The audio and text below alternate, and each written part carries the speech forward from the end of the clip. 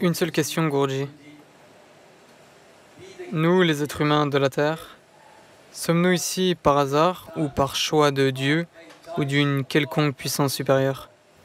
Pourquoi sommes-nous sur cette planète? Par accident ou du fait d'une puissance supérieure? Je pense que même la planète se le demande. Pourquoi diable ces êtres humains sont-ils venus ici?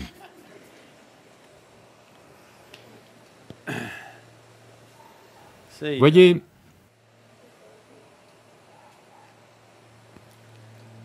le système solaire, tel qu'il est, ainsi que les autres systèmes de l'univers, les galaxies, ils ont tous lieu parce qu'ils en arrivent à une certaine perfection géométrique. Géométrique dans le sens où, là maintenant, cette planète tourne autour du Soleil, elle a trouvé son orbite parfaite. Donc elle tourne et tourne et tourne. Pas propulsée par un moteur ou autre. Voyez, l'avion avance, propulsé par des moteurs. Il est poussé. Elle n'est pas poussée. Elle a simplement trouvé une certaine perfection géométrique et elle continue. Le jour où elle perd sa perfection géométrique, si elle perd sa trajectoire orbitale, c'est fini. Donc, dans ce processus, la vie a lieu sur cette planète, en impliquant également cette géométrie, à divers niveaux. On dit, dans la culture yogique, on dit qu'un être humain, physiologiquement et en termes de cerveau, a atteint son apogée, physiologiquement. C'est-à-dire que dans 1 million d'années, il n'y a pas une corne qui va vous sortir de la tête ou autre. De même que la queue a disparu, autre chose va disparaître. Cela ne peut pas arriver. On dit cela dans un certain contexte. Aujourd'hui, les neuroscientifiques modernes disent des choses similaires. Ils disent que la taille du neurone dans le cerveau humain ne peut pas augmenter, et que le câblage intérieur ne peut pas se développer non plus, parce que les lois physiques ne le permettent pas. Les lois de la physique ne le permettent pas. Je ne vais pas entrer dans les détails de la chose. Pour le dire très simplement, la façon dont on voit ça, c'est que votre naissance ici, là maintenant, toute vie sur cette planète est alimentée par le soleil, n'est-ce pas? Oui? C'est l'énergie solaire qui fait tout ça. Et de plus, les révolutions et les rotations de la Lune ont aussi une influence sur nous. L'océan lui-même monte et descend avec le mouvement de la Lune. Ce n'est que parce que les corps de nos mères étaient en phase avec le cycle de la Lune que nous sommes nés et que nous sommes ici. Oui. Si ce cycle de 28 jours de la Lune ne se répète pas dans le corps d'une femme, vous et moi ne serions pas nés.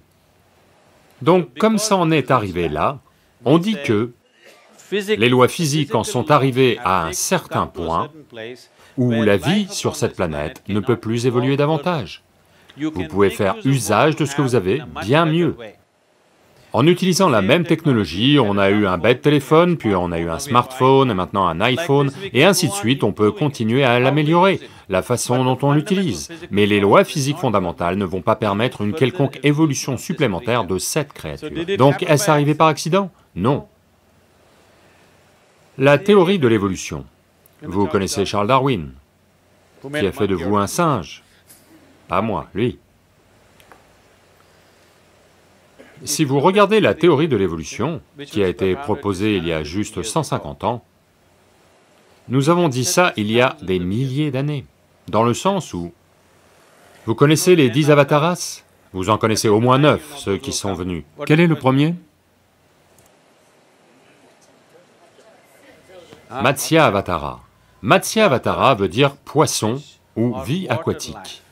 Toute vie sur cette planète a commencé sous l'eau. Quel est le prochain avatara?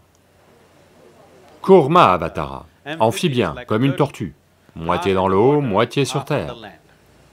Le suivant est Varaha Avatara, un cochon ou un sanglier. Parmi les mammifères, un animal qui est fortement enraciné dans son corps est le sanglier. Voyez, on vit à côté de la forêt, on voit ça. Les garçons tribaux peuvent tuer un cerf avec un bâton. Si vous le frappez avec un bâton, il va tomber raide. Les chiens locaux chassent le cerf. Mais un sanglier, essayez de le tuer et voyez, ce n'est pas facile de le tuer. Vous l'écrasez avec une voiture, sa colonne est cassée, il va quand même continuer, il ne va pas s'arrêter, parce qu'il est très enraciné physiquement, sa vie est très physique.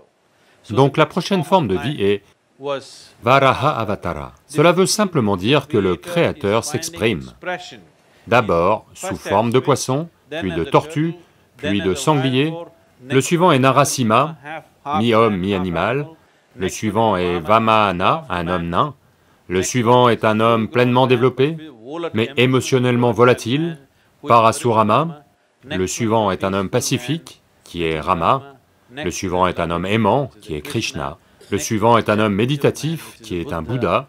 Le suivant est censé être un être mystique, encore à venir. D'accord? Il y a une progression vraiment parallèle à la théorie de l'évolution de Darwin. Oui ou non? C'est dans le même ordre, exactement dans le même ordre. Darwin a proposé sa théorie il y a seulement 150 ans. Cela a été dit il y a 12 à 15 000 ans. Adi Yogi lui-même en a parlé.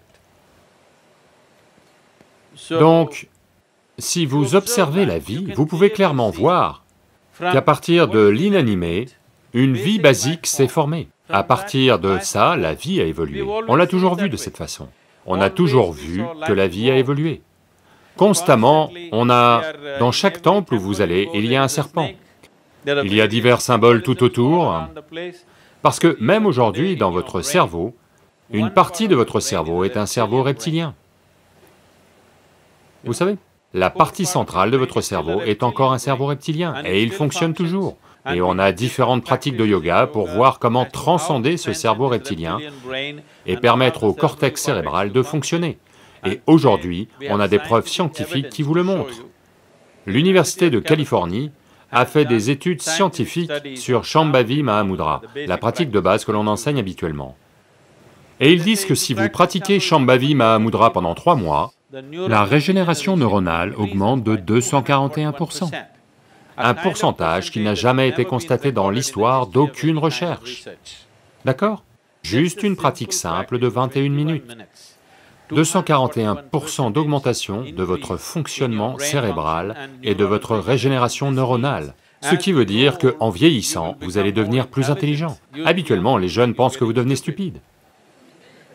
Oui, votre cerveau se développe, à vrai dire. Vous comprenez? Il s'améliore de jour en jour. Maintenant, il y a des preuves scientifiques, on l'a toujours su, mais aujourd'hui, une mesure doit le dire. Si un homme le dit, ce n'est pas vrai. Si un homme le dit, c'est douteux. C'est une mesure qui doit le dire. Maintenant, les mesures le disent.